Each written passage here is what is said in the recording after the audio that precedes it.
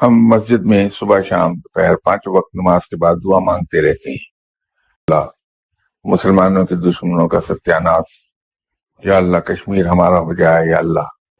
یہ دعائیں ہم مانگ رہے ہیں 62 سال سے، لیکن صورت احوال کوئی زیادہ قابل ستائش نہیں.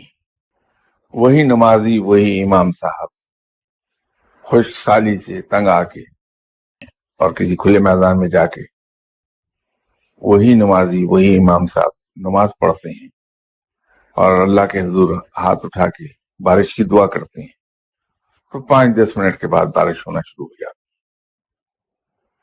اس کے پیچھے وجہ صرف توجہ کی ہے. دعائیں ہم مانگ رہے ہوتے ہیں تو دعا وہ پڑھ کے، دعا مانگ مانگ کے وہ رٹی گئی ہے ہمیں. نتیجہ یہ ہوتا ہے کہ ہمارا دل اور ہمارا دماغ اس زبان کا ساتھ نہیں دے رہا ہوتا ہے، صرف زبان دعا مانگ رہی ہوتی ہے.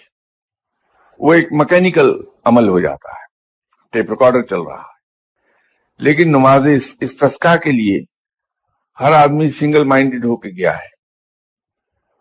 اس کی تمام تر توجہ مرکوز ہے اس بات پر کہ یا باری تعالیٰ بارش برسا دے. تو پوری توجہ سے دعا مانگ رہا ہے، اور اس دعا کے پیچھے اس کا دل اور دماغ زبان کا ساتھ دے رہے ہیں. وہ دعا قبول ہوتی، جلدی قبول ہوتی.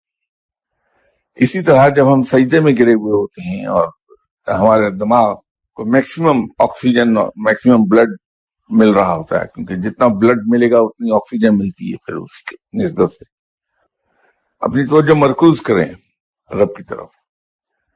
تو سنگل مائنڈڈ ہو کے ہم اللہ سے دعا مانگتے ہیں. دوسرا یہ ہے کہ چونکہ سجدے میں ہیں، ہمیں ارد گرد کی چیزیں دکھائی نہیں دے رہی، تو کوئی ڈسٹریکشن نہیں ہے. تو ڈسٹریکشن نہ ہونے سے توجہ اور بھی زیادہ ہو گئی. تو یوں سجدے میں جا کے دعا کرنے سے دعا جلدی قبول ہو جاتی ہے.